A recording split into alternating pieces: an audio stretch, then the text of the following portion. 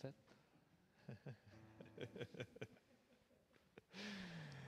Alléluia. Bonjour à tous. Bienvenue à la chapelle évangélique Pentecôte. Merci d'être là ce matin. La salle a l'air un petit peu vide, ça va se remplir à mesure, je suis sûr. Il y en a d'autres qui sont impliqués ailleurs pour ce qui se passe après.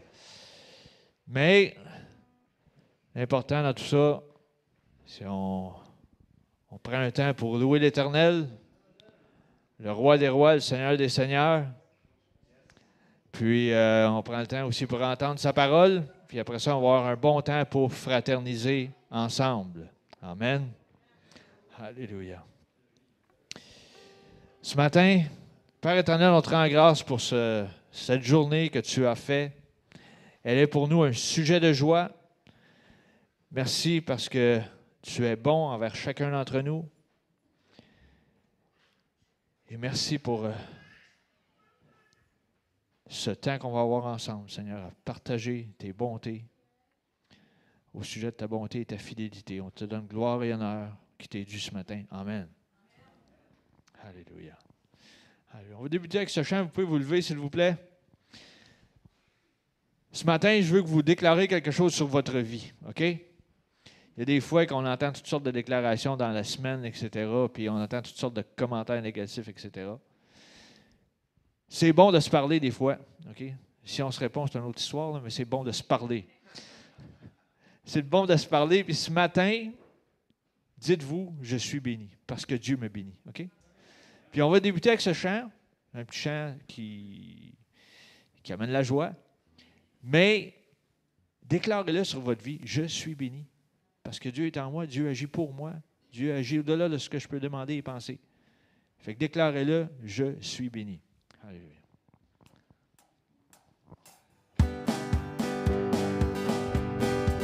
Je suis béni, je suis béni.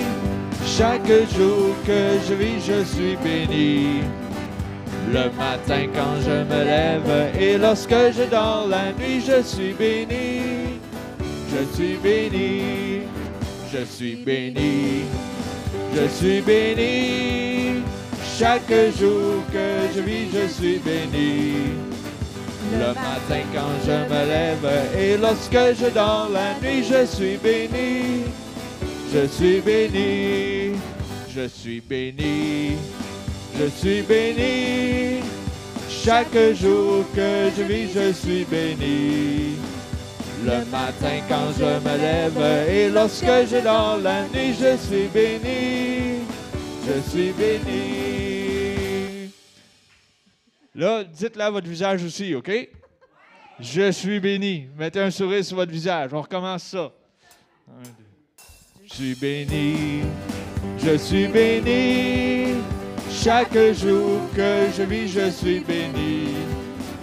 Le matin quand je me lève et lorsque je dors la nuit, je suis béni. Je suis béni. Je suis béni. Je suis béni. Chaque jour que je vis, je suis béni. Le matin quand je me lève et lorsque je dors la nuit, je suis béni. Je suis béni. Alléluia. Alléluia.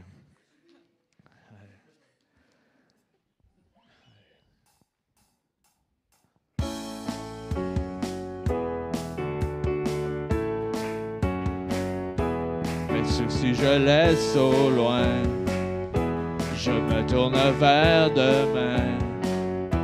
À toi je remets mon être entier, Jésus.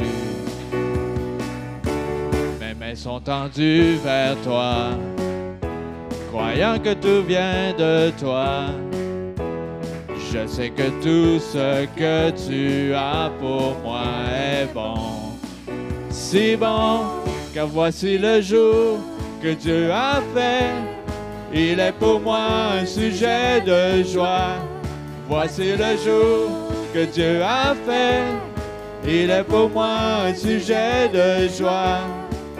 Donc je n'aurai pas peur pour demain. Mon espérance est en toi. Voici le jour voici le jour. Mes craintes je laisse au loin, je ne doute plus de rien. À toi je remets mon volonté, Jésus. Mes mains sont tendues vers toi, croyant que tout vient de toi. Je sais que tout ce que tu as pour moi est bon. C'est bon, car voici le jour que Dieu a fait. Il est pour moi un sujet de joie. Voici le jour que Dieu a fait. Il est pour moi un sujet de joie. Non, je n'aurai pas peur pour demain. Mon espérance est en toi. Voici le jour, car voici le jour. Pour toi, Seigneur, je vivrai. Pour toi, Seigneur, je vivrai. Fondé sur ta vérité. Fondé sur ta vérité. Pour toi, Seigneur, je vivrai. Pour toi, Seigneur, je vivrai. Fondé sur ta vérité. Sur ta vérité. Car voici le jour que Dieu a fait. Il est pour moi un sujet de joie. Voici le jour que Dieu a fait. Il est pour moi un sujet de joie.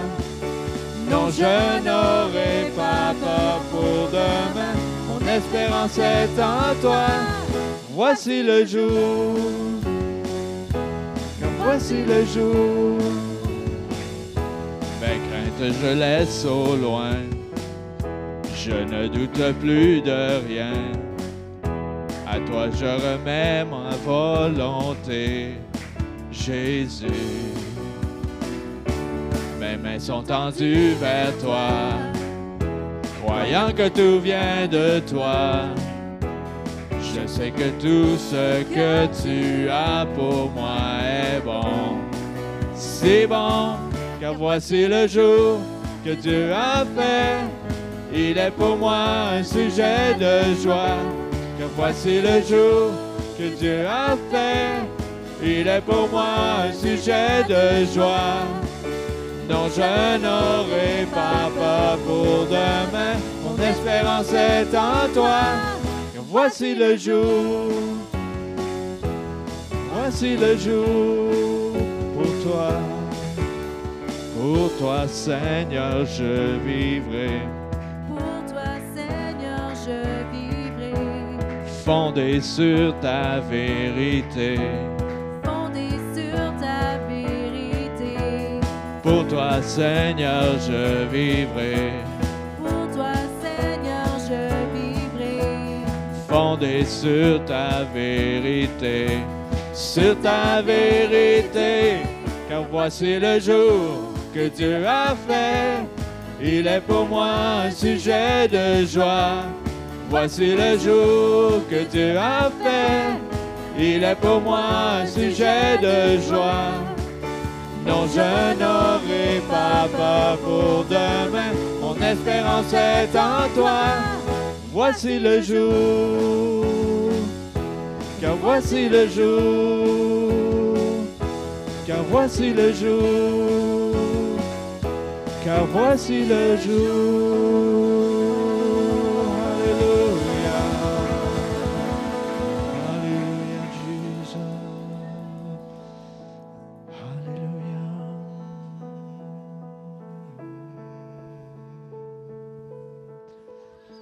Alléluia.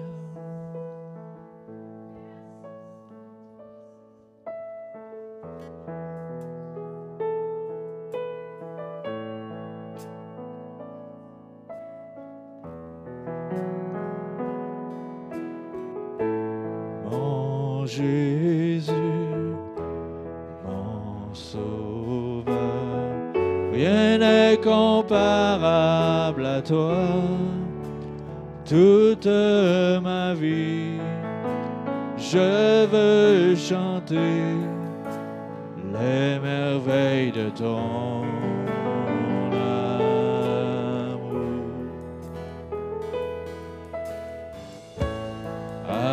Abrité, protégé, par toi je suis bien gardé, que tout mon être, ce que je suis, ne cesse de t'adorer.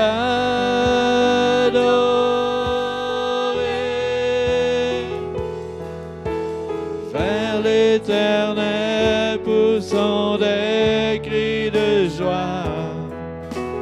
Gloire et puissance reviennent à notre roi. Les monstres se prosternent et les mers mugissent au son divin de ta voix. Émerveillé par l'œuvre de tes mains, je veux te confier mon destin. Rien n'est égal aux promesses que j'ai en toi. Alléluia. Mon Jésus, mon Sauveur, rien n'est comparable à toi. Toute ma vie, je veux chanter les merveilles de ton amour. Abrité, protégé, par toi je suis bien gardé, que tout mon être, ce que je suis, ne cesse de t'adorer.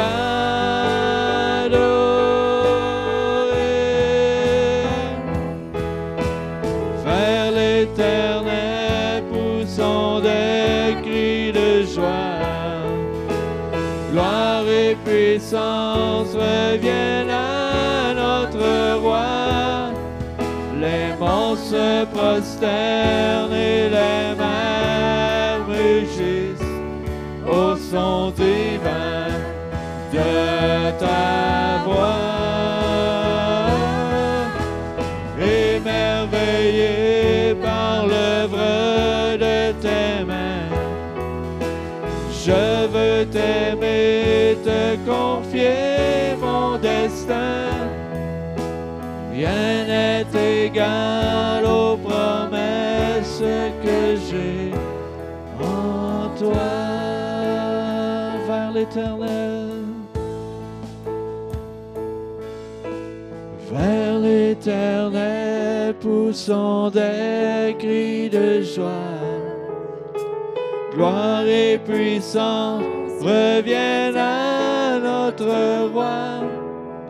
Les monstres se prosternent et les mers mugissent au son divin de ta voix.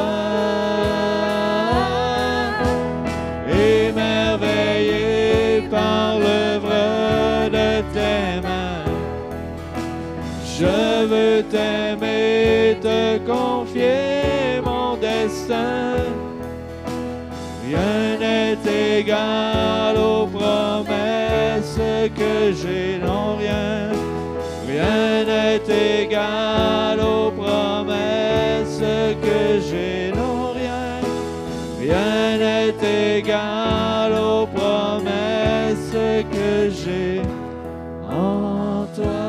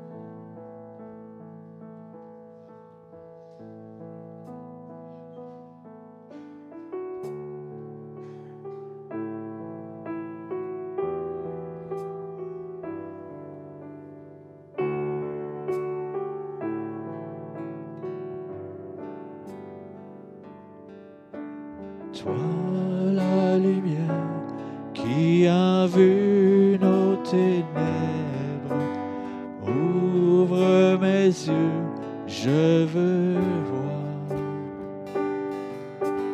Car c'est beauté que mon cœur adore, mon âme aspire après toi.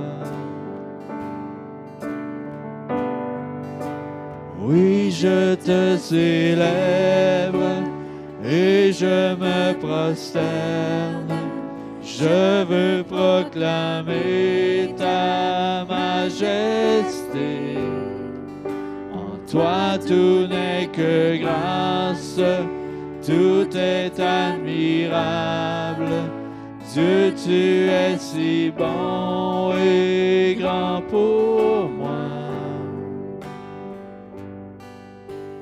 Roi de tout temps, vers toi vont nos hommages, la gloire au plus haut des cieux. Sur cette terre, tu t'es fait misérable, humble et petit par amour. Oui, je te célèbre et je me prosterne. Je veux proclamer ta majesté. En toi tout n'est que grâce, tout est admirable. Dieu, tu es si bon et grand pour moi. Oui, je te célèbre et je me prosterne. Je veux proclamer ta majesté. En toi tout n'est que grâce, tout est admirable. Dieu, tu es si bon et grand pour moi. Je ne saurai jamais le prix de tout ce que tu as subi. Je ne saurai jamais le prix de tout ce que tu as subi. Je ne saurai jamais le prix de tout ce que tu as subi.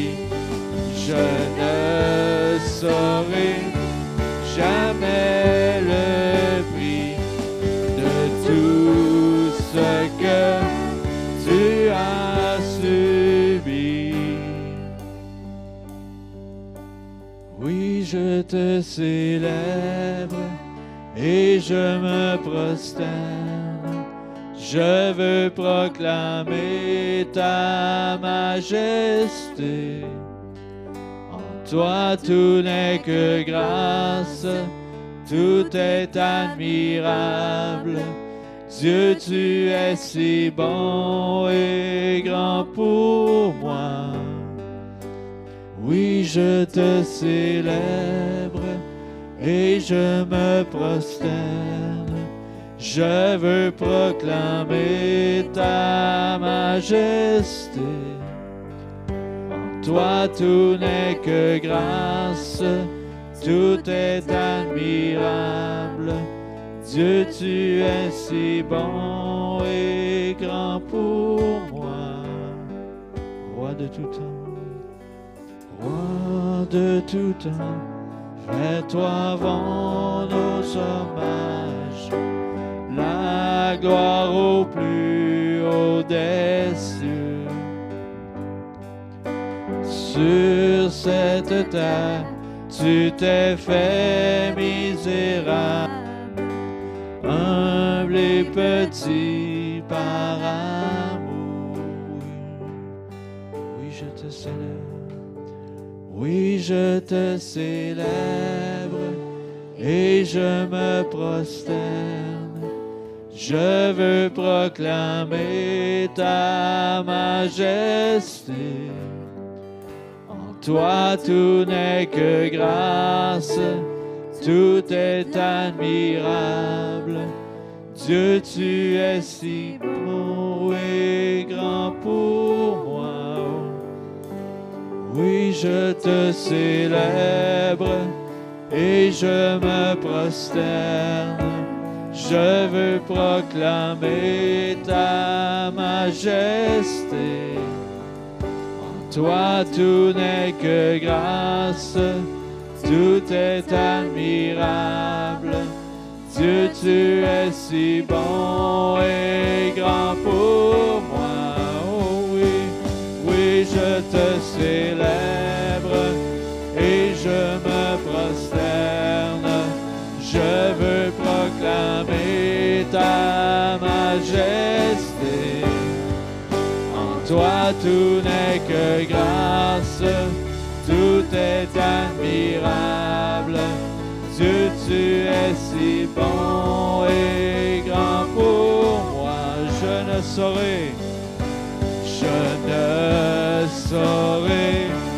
jamais le prix de tout ce que tu as subi. Je ne saurais jamais le prix de tout ce que tu as subi.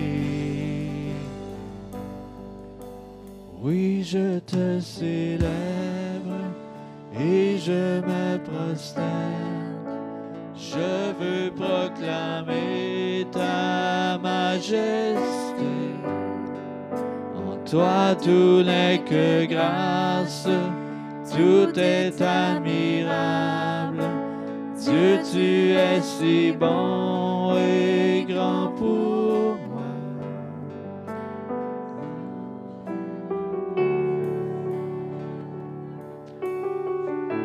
Oh, gloire à toi, Seigneur. Oh, Jésus, toute gloire te revient.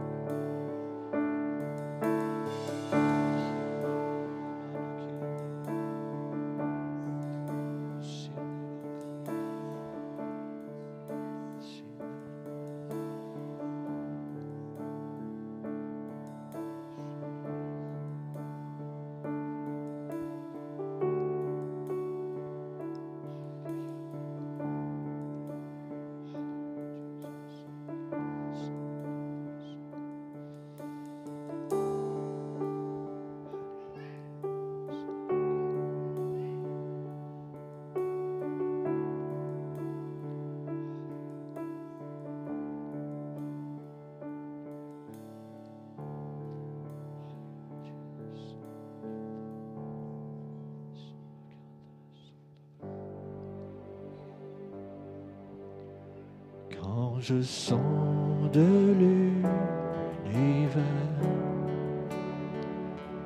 les astres que tu as créés, les océans, les mers, tout me révèle ta majesté. Alors mon âme veut s'écrier de tout mon cœur. Je veux chanter. Oh Dieu, tu es infiniment grand, éternel puissant, roi majestueux. Oh Dieu, tu es infiniment grand, éternel puissant, roi majestueux.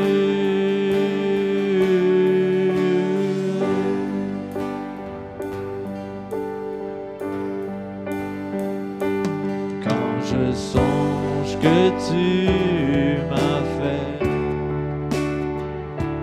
que tu t'es révélé à moi, que pour moi tu as tout créé, tout me révèle ta bonté. Alors mon âme veut s'écrier de tout mon cœur. Je veux chanter. Oh, tu es infiniment grand, éternel puissant, roi majestueux. Oh Dieu, tu es infiniment grand, éternel puissant, roi majestueux. Oh Dieu, tu es infiniment grand, éternel puissant, roi majestueux. Oh Dieu, tu es infiniment grand, éternel puissant, roi majestueux. Oh Dieu, tu es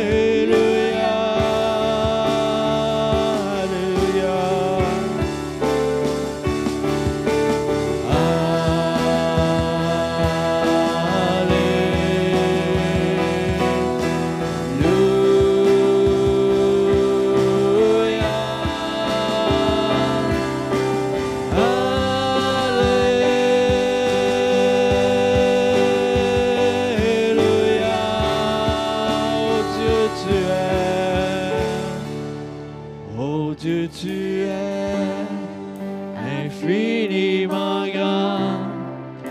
éternel puissant, roi majestueux.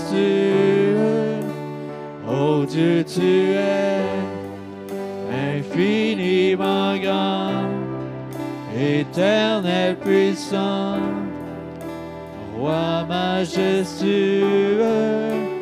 Oh Dieu, tu es infiniment grand, éternel puissant, roi majestueux. Oh Dieu, tu es infiniment grand, éternel puissant, roi majestueux.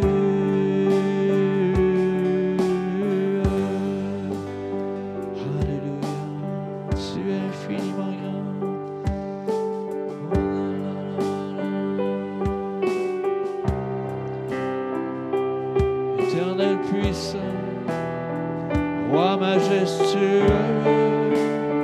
Oui, oh Dieu, tu es infiniment grand. Tu es grand, éternel, puissant. Roi majestueux.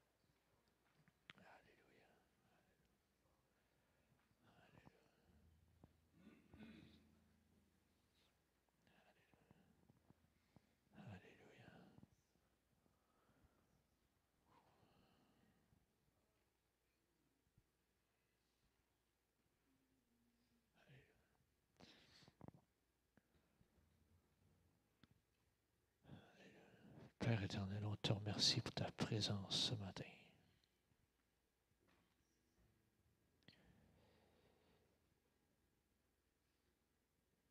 Merci de nous attirer encore plus à toi, Seigneur.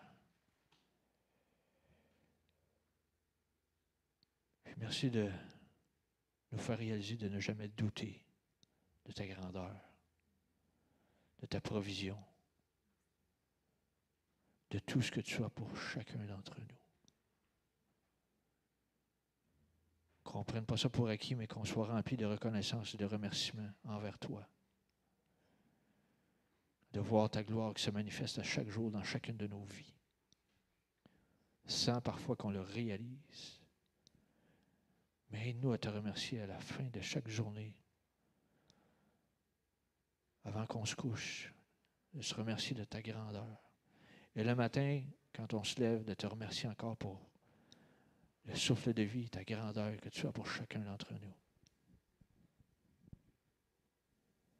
Tu es le grand je suis, tu es notre Créateur. Et tu pourvois à chacun de nos besoins et on te remercie. Dans le nom de Jésus. Amen. Alléluia. Alléluia. Vous faut prendre place, s'il vous plaît, ce matin. Alléluia. Alléluia. Alléluia. On est rendu à un moment privilégié de l'Assemblée. Il y en a qui sont déjà prêts à donner, parfait. Le temps de donner ce qui revient à Dieu.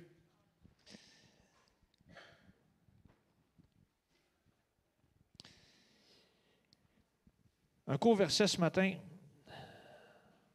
juste avant dîme, offrande et aumône. Dans Proverbe 10, verset 3, qui nous dit, la partie A du verset, la première partie du verset, nous dit « L'Éternel ne laisse pas le juste souffrir de la faim. » Okay? J'ai déjà apporté une parenthèse un petit peu sur le mot « juste ».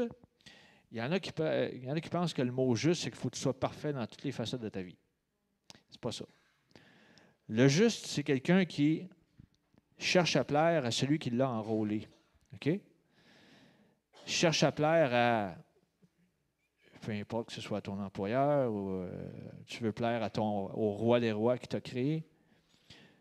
Tu cherches la justice devant lui. Puis Dieu dit que celui qui recherche ceci ne souffrira pas de la faim. OK?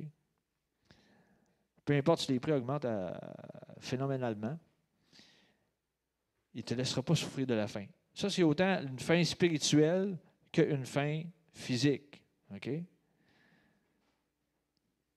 Si vous n'êtes pas sûr, je vous ramène souvent à ce verset, allez voir dans le psaume 23:1. « L'Éternel est mon berger, je ne manquerai de rien. » Rien. OK? Je répète encore, rien. Tu ne manqueras de rien. OK? Peu importe le prix astronomique, tu manqueras de rien. OK? Fait que je vous encourage ce matin. Le roi des rois qui prend soin de toi, puis qui dit que tu ne manqueras pas de rien, tu ne souffriras pas de la faim, donc il est capable de pourvoir à tes besoins. Amen. Vous allez dire, mon besoin il est trop grand. Non. Dieu est plus grand que ton besoin. Faites juste lui mentionner. Il aime ça qu'on lui parle, il aime ça qu'on lui dise quelque chose. Tu sais, dis-lui ton besoin. Dis, j'ai besoin de rencontrer telle facture cette semaine, à telle journée. Dites-lui, il veut vous entendre, lui parler. Il vous parle, mais il veut un dialogue, il ne veut pas de monologue, comprenez-vous? Fait que je vous encourage ce matin, Dieu ne vous laisse pas souffrir d'aucune faim, spirituelle ou physique. Il ne vous laisse pas souffrir de ça. Approchez-vous de lui, puis mentionnez le besoin, puis regardez-le pour voir à chacun de vos besoins. Amen. J'inviterai les préposés à s'avancer, s'il vous plaît.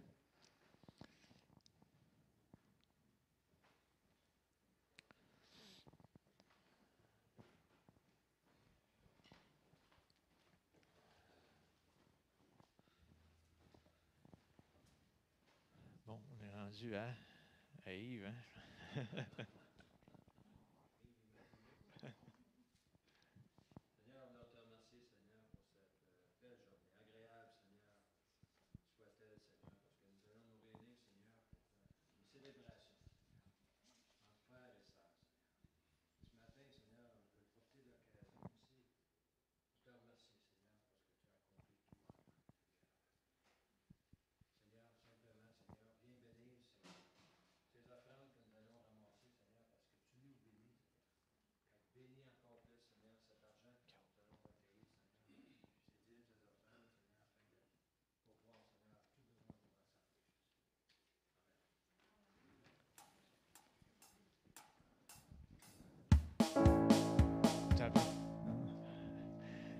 Là.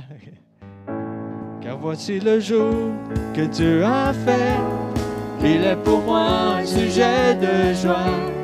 Voici le jour que Dieu a fait, il est pour moi un sujet de joie.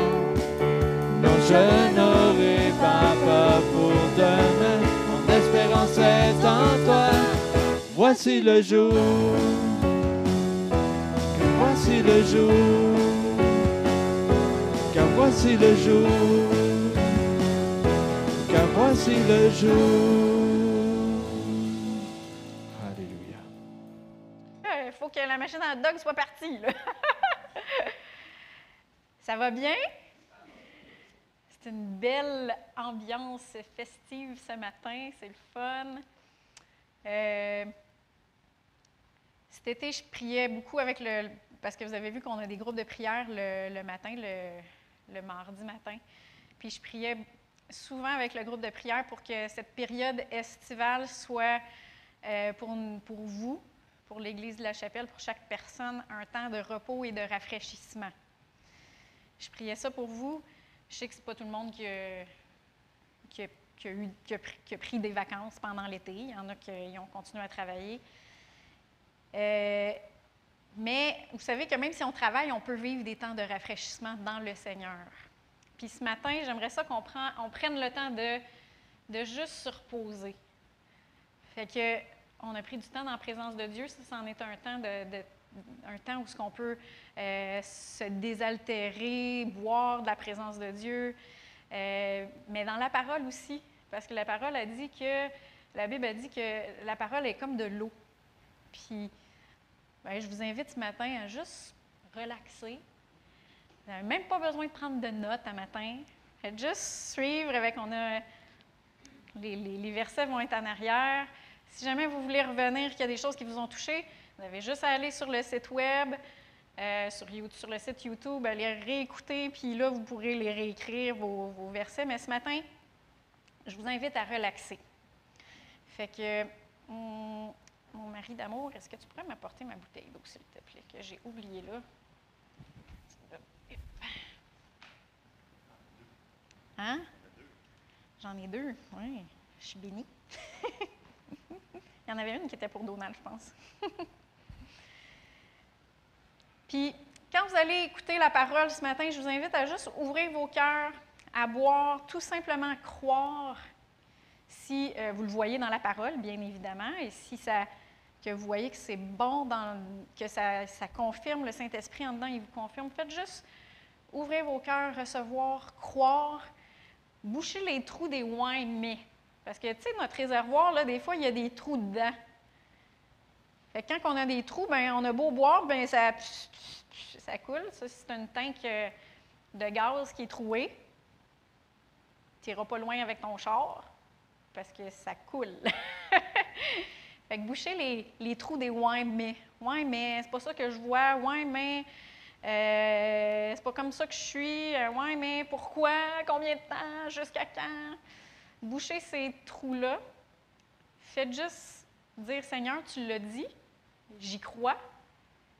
Je vais me reposer. » Puis il y a un super de bon verset que j'aime beaucoup dans 1 Thessaloniciens 5,24, ça dit « Celui qui vous appelle est fidèle, c'est lui qui le fera. » Fait qu'on peut se reposer. Qu'est-ce qu'il a dit? C'est vrai, puis il va le faire. Notre job à nous autres, c'est d'y croire, puis de le recevoir tout simplement. Fait que ce matin, on va commencer dans la prédication. Je vais juste faire un petit mot de prière avant. Seigneur Dieu, je te demande de nous rafraîchir ce matin. Je te demande de nous montrer qui on est en toi. Je te demande de nous remplir de qui tu es, Seigneur Dieu. De nous remplir d'espérance, de repos, dans le nom de Jésus. Et Seigneur Dieu, que nos yeux soient sur toi, pas juste sur moi comme personne, sur les mots que moi je vais dire, mais que tes paroles, Seigneur Dieu, puissent couler au travers de moi et puissent vraiment trouver de la bonne terre ce matin. Dans le nom de Jésus, on prie. Amen. Amen. On entend souvent parler de gens qui se cherchent dans les temps qu'on vit. On pense à des gens qui partent sur des road trips là, avec leur pack-sac pour se retrouver, comme Brad Pitt dans le film « 7 ans au Tibet ». Puis là, ils se cherchent. On pense aux ados qui se cherchent dans toutes sortes d'expériences. On pense aux gens qui traversent la crise de la quarantaine. Moi, j'ai passé ce cap-là l'année passée. Qui laissent leur femme, leur mari, leur job, leur ville pour se retrouver. Et c'est normal pour les ados de de se chercher, de découvrir c'est quoi leur goût, leur style, leur talent, c'est quoi leur rêve. C'est aussi normal pour les adultes de faire des corrections de parcours en cours de route, mais c'est souvent à la mauvaise place que les gens se cherchent. Ils se cherchent à la mauvaise place. Dans Colossiens 3, 1 à 4, ça dit « Si vous êtes ressuscités avec Christ, recherchez les choses d'en haut, où Christ est assis à la droite de Dieu. Attachez-vous aux réalités d'en haut et non à celles qui sont sur la terre. En effet, vous avez connu la mort et votre vie est cachée avec Christ en Dieu. Quand Christ, votre vie, apparaîtra, alors vous apparaîtrez avec lui dans la gloire. » Fait que si notre vie est cachée avec Christ en Dieu, c'est là qu'il faut chercher. C'est là qu'il faut qu'on se trouve. C'est pour ça que le passage nous dit de rechercher les choses d'en haut, de s'attacher aux réalités qui sont en haut, parce que c'est là qu'on va vraiment se retrouver. C'est là qu'on va vraiment découvrir qui on est. Le titre du message de ce matin, c'est « Découvrir qui nous sommes en lui ». C'est important, le « en lui ». Et pour mieux comprendre qui on est en lui, bien, il faut comprendre d'abord qui qu'on est sans lui. Puis je vais commencer à dire sur les points de qui on est sans lui. Puis une fois qu'on comprend qui qu'on est sans lui, après ça, on va mieux comprendre qui on est en lui. Premièrement, sans lui, on n'est rien. Tout simplement. Premièrement, sans lui, on n'est rien. On va aller dans Acte 17, puis on va commencer au chapitre 24. Ça va tout être écrit en arrière si vous êtes capable de suivre. Le Dieu qui a fait le monde et tout ce qui s'y trouve, là, en passant, c'est Paul. Paul, il s'adresse à des philosophes, des épicuriens qui disent, puis des stoïciens, en tout cas. Il est à Athènes, en Grèce, dans un genre de panthéon, là. Puis il parle à des philosophes. Puis il dit, là j'avais déjà lu le verset 24, je pense, « Le Dieu qui a fait le monde et tout ce qui s'y trouve est le Seigneur du ciel et de la terre. Il n'habite pas dans les temples faits par la main de l'homme. Il n'est pas servi par des mains humaines comme s'il avait besoin de quoi que ce soit. Lui qui donne à tous la vie, le souffle et toutes choses. Il a fait en sorte que tous les peuples issus d'un seul homme, il y a certaines traductions qui disent d'un seul sang, puis dans la Genèse, ça dit que Dieu a créé l'homme, mâle et femelle, il l'a créé. Donc, on est sorti d'un seul homme, mâle et femelle. Puis ça, en passant, ça élimine tout le racisme. Hein, quand on comprend qu'on est tous sortis d'un seul homme, plus de place pour le racisme. Et tous les peuples issus d'un seul homme habitent sur toute la surface de la terre. Il a déterminé la durée des temps et les limites de leur habitation. Il a voulu qu'ils cherchent le Seigneur et qu'ils s'efforcent de le trouver en tâtonnant, bien qu'il ne soit pas loin de chacun de nous. Il est proche. En effet, c'est en lui que nous avons la vie, le mouvement et l'être. Donc, sans lui, on n'a pas de souffle, on n'a pas de vie, on n'a pas de mouvement, puis on n'a pas d'être, on n'est rien. Fait que sans lui, nous serions tout simplement pas là. Puis ça me fascine vraiment quand tu penses justement aujourd'hui dans les chants, on pensait beaucoup à le Dieu de l'univers qui a tout créé, comment est-ce qu'il est infiniment grand. Puis ça me fascine comment les scientifiques d'aujourd'hui font d'incroyables détours pour expliquer l'espace et les origines du monde sans Dieu.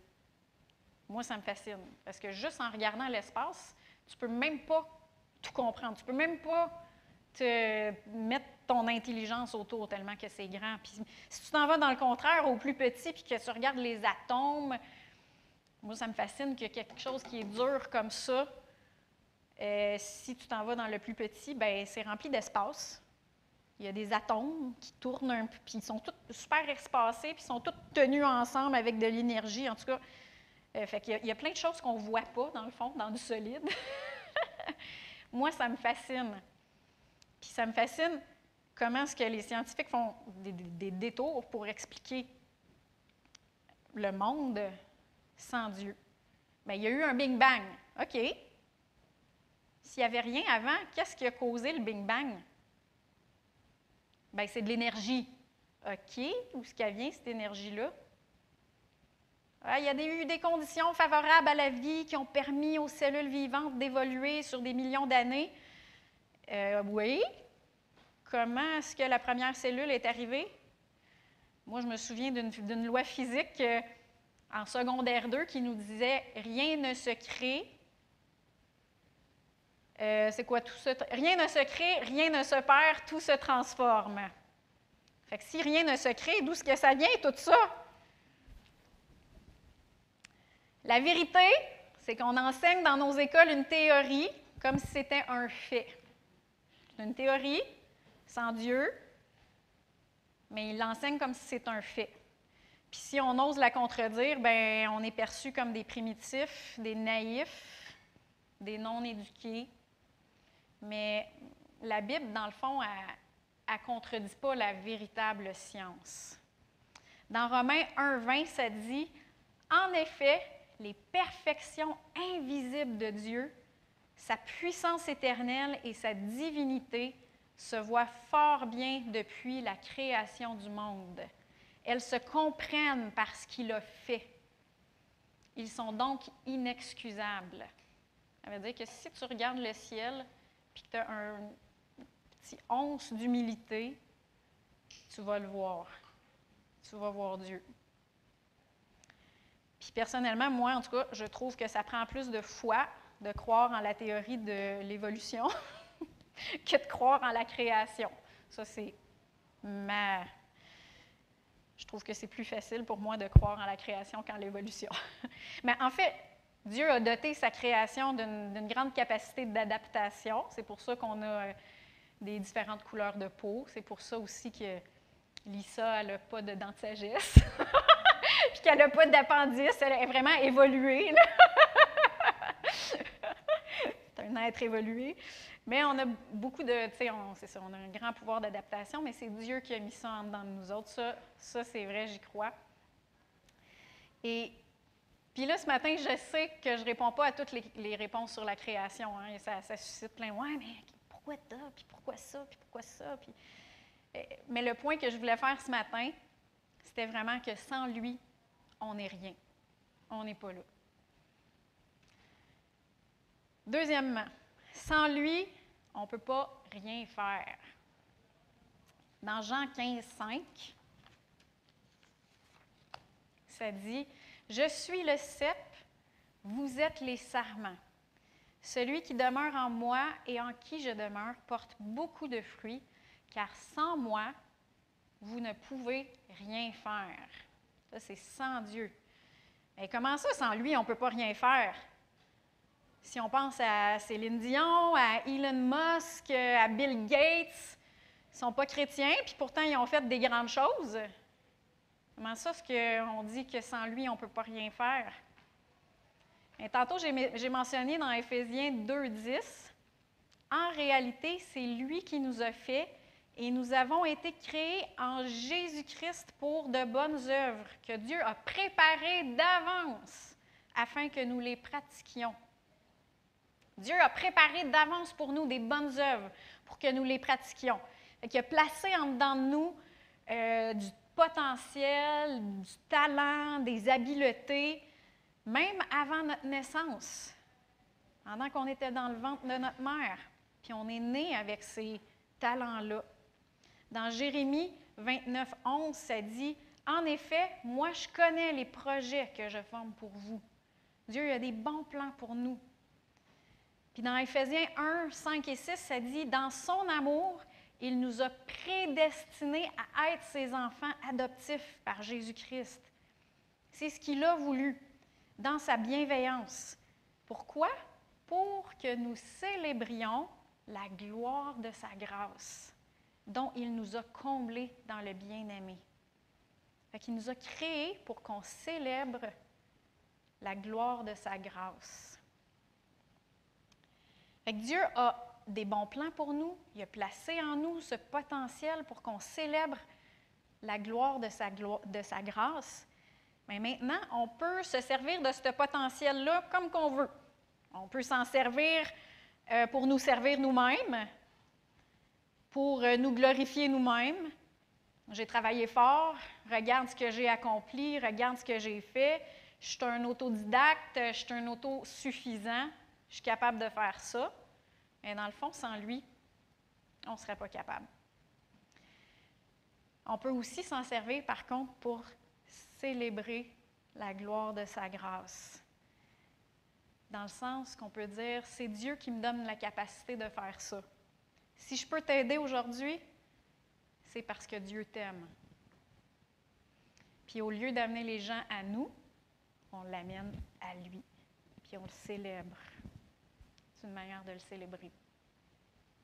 Donc ça, c'est numéro 2. Sans lui, on ne peut pas rien faire. Numéro 3, sans lui, je veux dire. Numéro 3, sans lui, nous ne savons rien. On ne sait rien sans lui. On va aller dans 1 Corinthiens 8. On va commencer dans la deuxième partie du verset 1.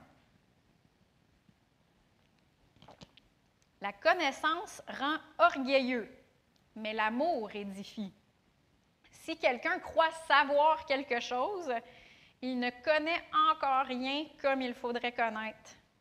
Mais si quelqu'un aime Dieu, il est connu de lui. J'en ai déjà parlé dans d'autres prédications. Notre société d'aujourd'hui valorise vraiment beaucoup la connaissance. Dans les cercles universitaires, philosophiques, théologiques, puis dans tous les cercles, dans le fond, si tu parviens à poser une question à laquelle personne ne peut répondre, tu es vraiment perçu comme super intelligent. C'est vraiment, élever des questions, c'est comme dans les cercles universitaires, là, c'est vraiment un signe d'intelligence. Moi, ça me fait juste me dire qu'il y a tellement de choses qu'on ne comprend pas. Tellement de choses qu'on ne comprend pas. Dieu dit dans Ésaïe 55, 8 et 9, « En effet, vos pensées ne sont pas mes pensées, et mes voix ne sont pas vos voix, déclare l'Éternel. Le ciel est bien plus haut que la terre. De même, mes voix sont bien au-dessus de vos voix, et mes pensées bien au-dessus de vos pensées. » Ça, c'est sans lui, hein? Sans lui. Puis je ne dis pas qu'il ne faut pas penser, puis je ne dis pas qu'il ne faut pas poser de questions, c'est important. Mais même si on a Google, qu'on a Wikipédia, on a Météo Média, puis qu'on a, comment est-ce qu'il s'appelle, celui qui fait les prévisions financières, là, Gérard Filion, je pense. Même si on a tout ce monde-là, il y a plein de choses qu'on ne sait pas. Puis par nous-mêmes, on ne sait pas qu'est-ce qui va arriver dans le futur. On ne sait pas qu'est-ce qui se passe dans la vie de notre voisin. Puis on ne sait pas qu'est-ce qui se passe dans les coulisses du gouvernement. Puis ça ne sert à rien de s'enorgueillir de ce qu'on sait. Parce que sans lui, on ne sait rien. Mais en lui, par contre, c'est autre chose. C'est autre chose. On le voit tantôt. Et finalement, sans lui, nous sommes perdus. Sans lui, on est perdus. 1 Pierre 2, 25, ça dit « Vous étiez en effet comme des brebis égarées, mais maintenant vous êtes retournés vers le berger et le protecteur de votre âme. » Sans lui, on était comme des brebis perdues, séparés de Dieu, tâtonnant dans la noirceur. Puis comme j'ai dit plus tôt, plusieurs se cherchent ou ils cherchent au mauvais endroit. Donc là, ce matin, je voulais que vous vous reposiez. Là, jusqu'à maintenant, ce n'est pas super reposant, là, ce que je vous parle. Ce n'est pas trop encourageant. Ça va être mieux, là, je vous le promets. Mais la bonne nouvelle, c'est que dans Luc 19, 10, ça dit « En effet, le Fils de l'homme est venu chercher et sauver ce qui était perdu. » Le Fils de l'homme est venu nous chercher. Il est venu nous sauver, nous qui étions perdus. Je vous ai parlé premièrement de ce qu'on était sans lui, parce qu'en fait, pour pouvoir être retrouvé, il faut d'abord reconnaître que sans Christ, on est perdu, on est pécheur, puis on est loin de Dieu.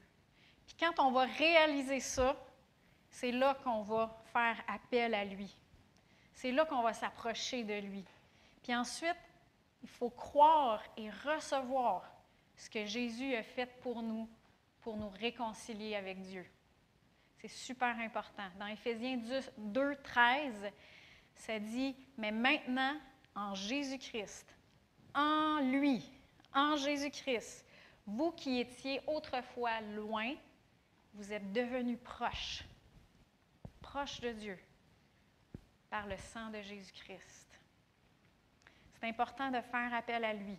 Puis là, j'aimerais ça, si vous voulez vous retrouver en lui, j'aimerais ça que vous faites cette prière avec moi.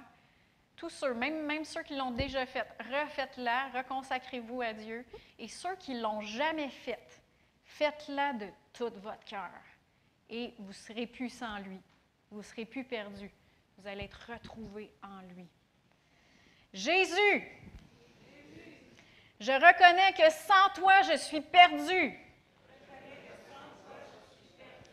Je crois que tu es mort et que tu es ressuscité pour me laver et me réconcilier avec Dieu. Viens vivre en moi. Et moi, je vivrai en toi.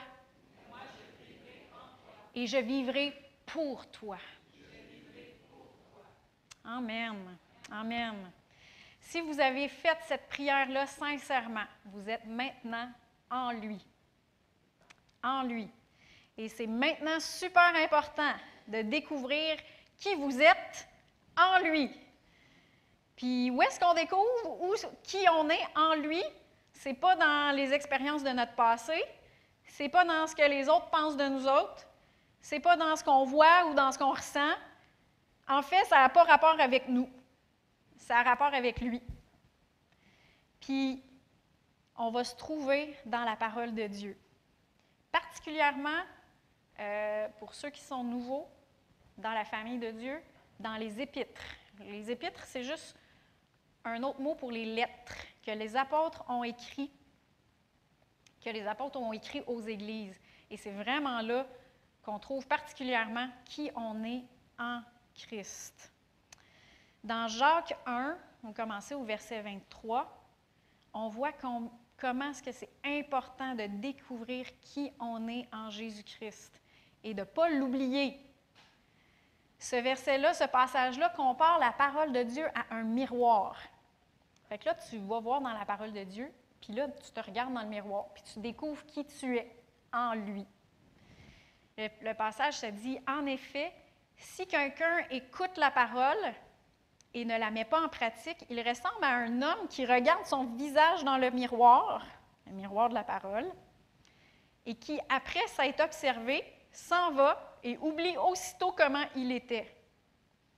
Mais celui qui a plongé les regards dans la loi parfaite, la loi de la liberté, et qui a persévéré, celui qui n'a pas oublié ce qu'il a entendu, mais qui se met au travail, celui-là sera heureux dans son activité. Fait qu'on voit comment c'est important de trouver, de découvrir qui on est en Christ, puis après ça, de s'en aller, mais de ne pas oublier qui qu'on est. Si on oublie qui qu'on est, mais on n'agira pas comme qui qu'on est. On va agir comme notre vieux nous, comme la personne qui est morte.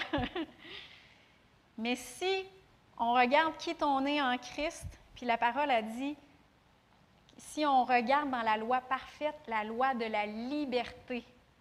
La parole de Dieu, ce n'est pas une religion. Ce n'est pas quelque chose qui nous enchaîne, c'est quelque chose qui nous libère. Amen. Et si on persévère à savoir qui on est, qu'on le confesse, qu'on le déclare sur nous, c'est ça, c'est qui je suis, bien, tu vas agir comme qui tu es vraiment et tu vas avoir des fruits et tu vas être heureux dans ton activité.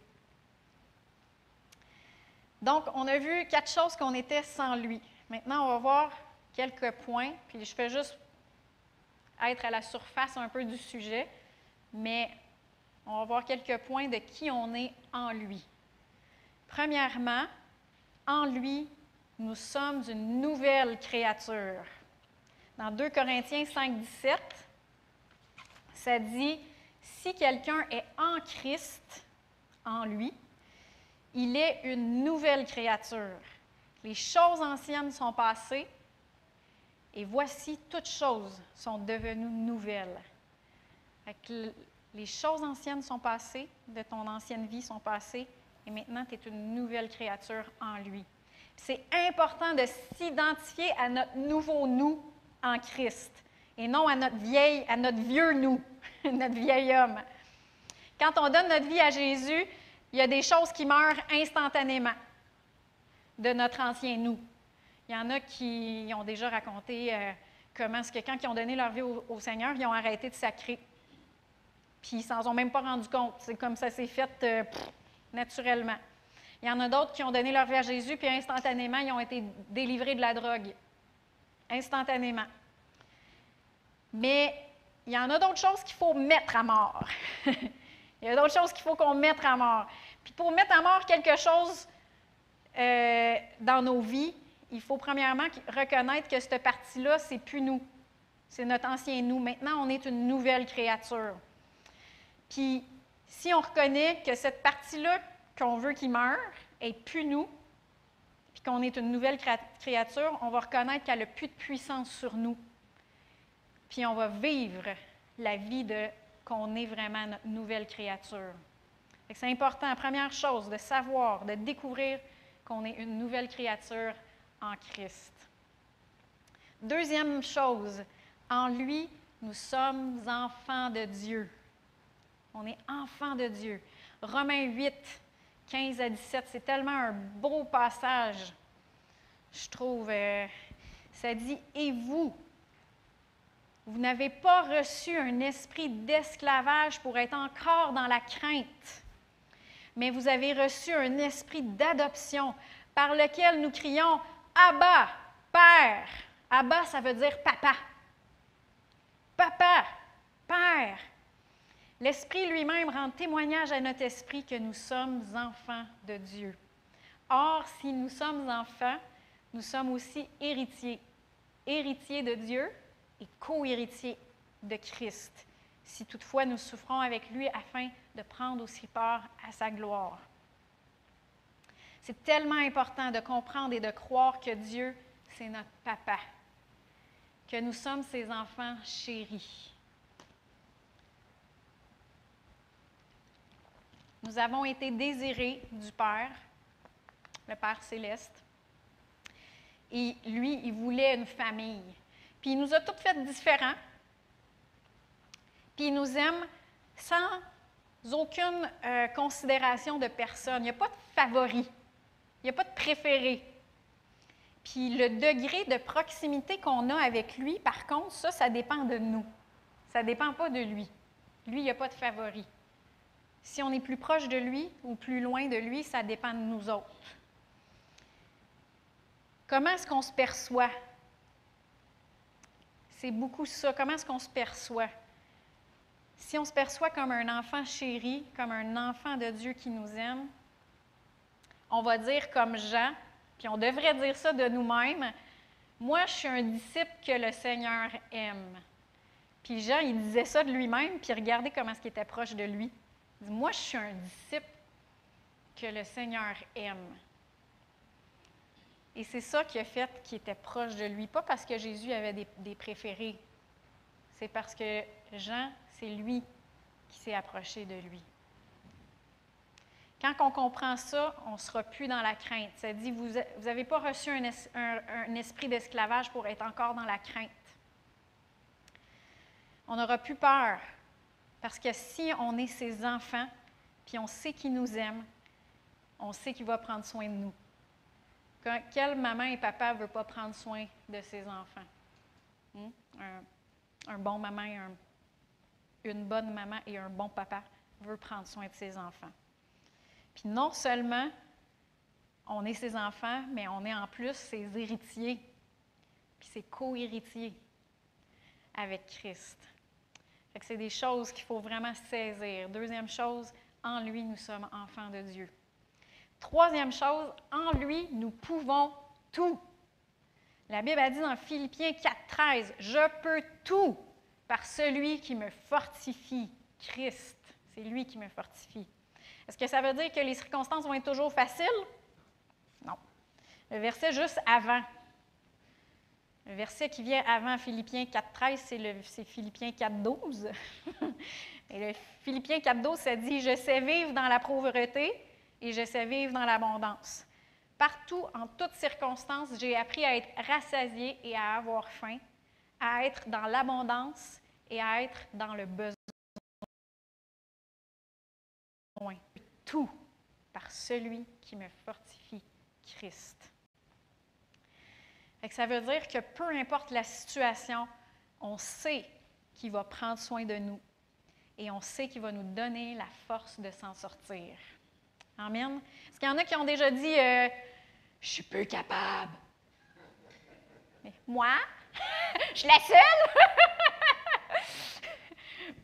Je l'ai dit hier. Seigneur, aide-moi. Moi, ça m'est déjà arrivé à quelques reprises. Et je vais vous donner un exemple.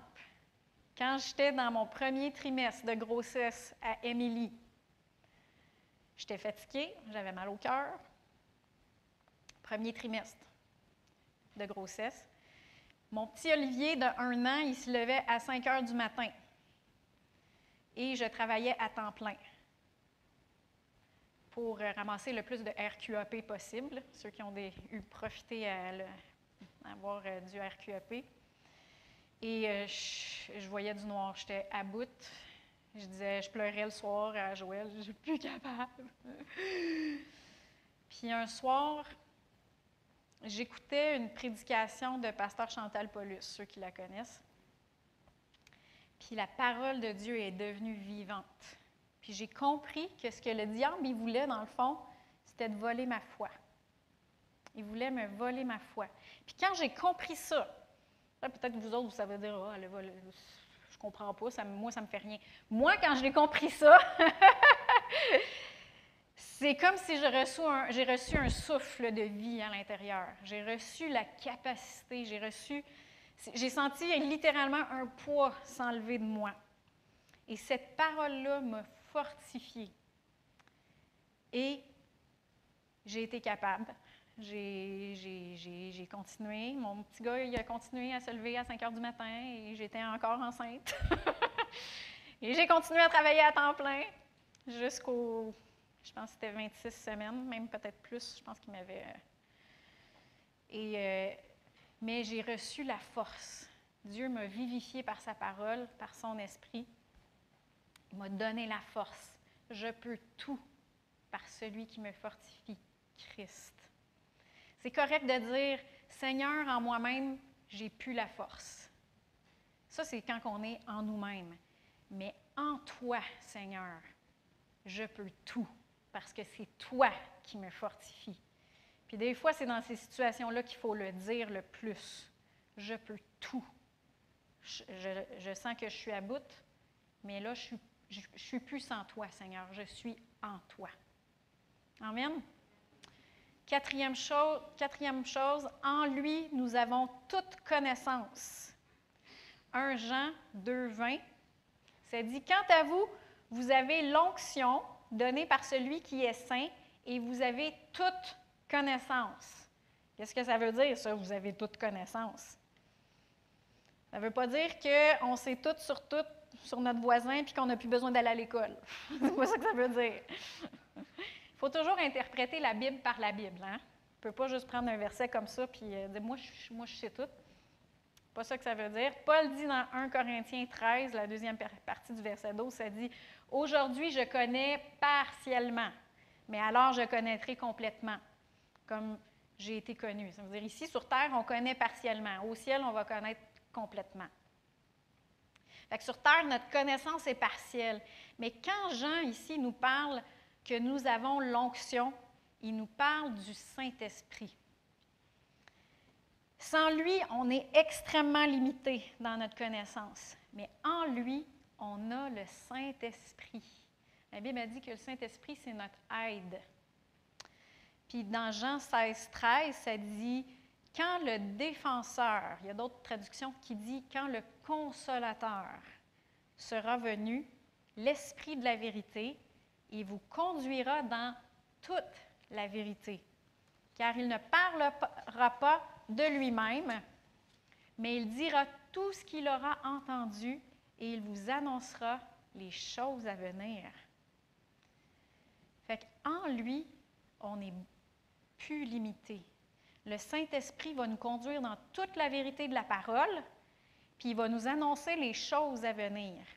Avec lui, on peut savoir c'est qui la bonne personne à marier. Avec lui, on peut savoir c'est où l'endroit qu'il faut qu'on habite. Avec lui, on peut savoir c'est quoi le prochain pas dans notre carrière ou dans notre vie. On peut savoir c'est quoi le prochain pas à faire. Il peut nous donner la solution à un problème que notre boss veut régler dans la compagnie. C'est lui qui nous aide. Il a montré à Pierre, dans les Actes des Apôtres, il a montré à Pierre que les motifs d'Ananias et de Saphiras, c'était pas bon. Tu penses-tu que Pierre, il l'aurait su, lui, de lui-même? Il y avait le Saint-Esprit. Il peut nous montrer que telle personne au travail est en train de vivre telle chose. Puis il peut nous demander d'aller l'aider. Ça, c'est le Saint-Esprit. Dans le fond, ce qui veut dire, parce qu'en lui, nous avons toute la connaissance, ça veut dire qu'en lui, nous avons toute la connaissance dont nous avons besoin. On a toute la connaissance qu'on a besoin en lui. Puis ça, quand on ne sait pas quoi faire, là, il faut le déclarer sur nous. Seigneur, tu m'as donné l'onction et j'ai toute connaissance. Tu le déclares sur toi. C'est qui je suis en toi. Amen.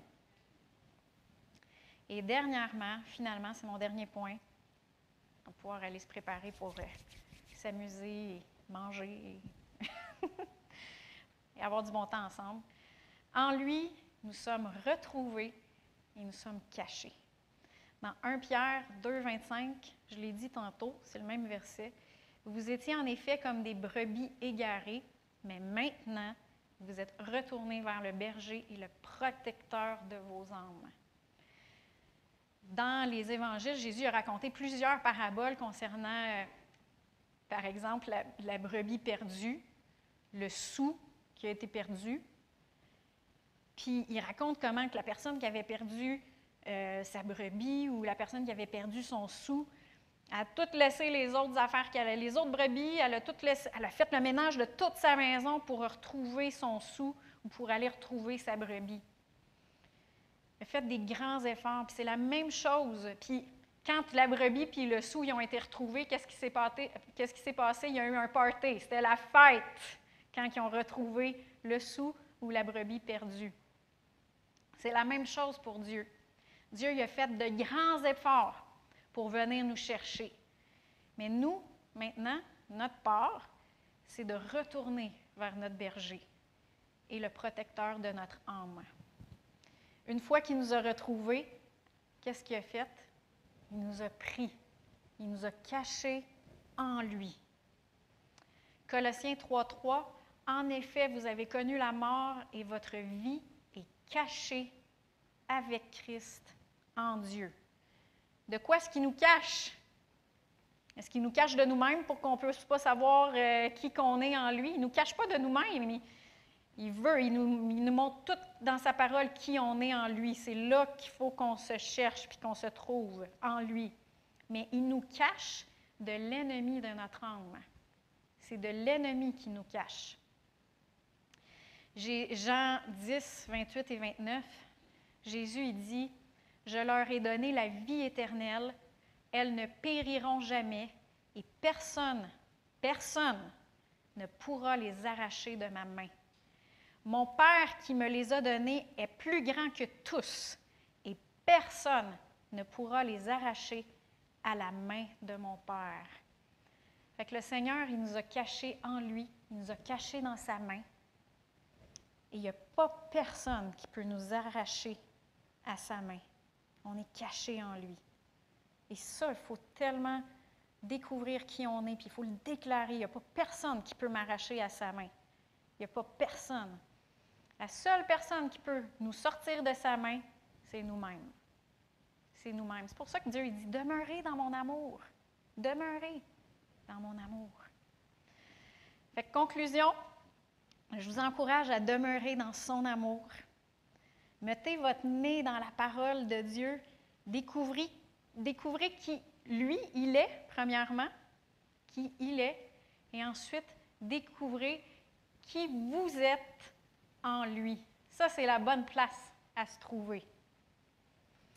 Puis ce matin, j'ai juste fait effleurer je n'ai que fait effleurer le sujet parce que il y a vraiment, c'est un puits de révélation quand tu commences à te retrouver en lui.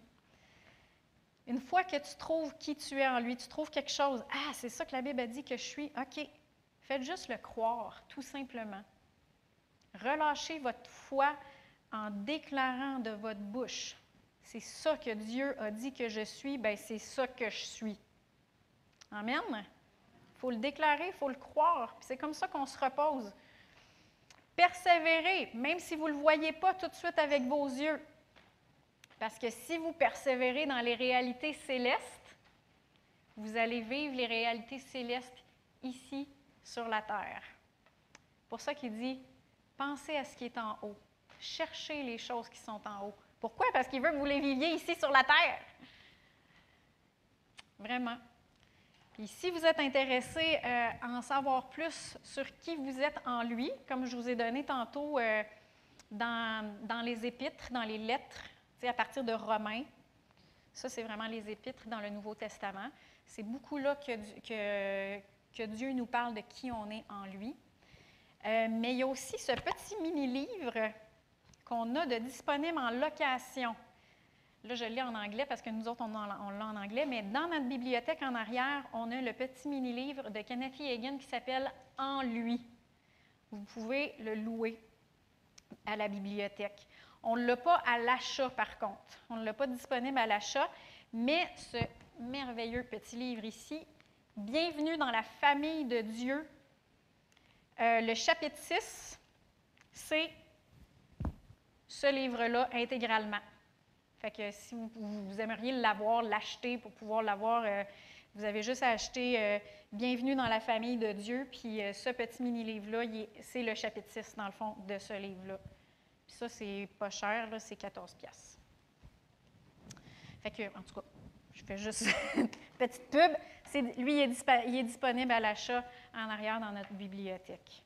Si jamais ça vous intéresse de connaître plus de qui vous êtes en lui. Fait que vous allez pouvoir vous lever. On va prier ensemble. Puis ensuite, je vais vous donner des petites instructions pour notre épluchette. Seigneur Dieu, on te remercie parce que oui, sans toi, on était perdus, mais en toi, on est caché et on est retrouvé. On te remercie pour ce que tu as fait pour nous, qui tu nous as rendus en toi.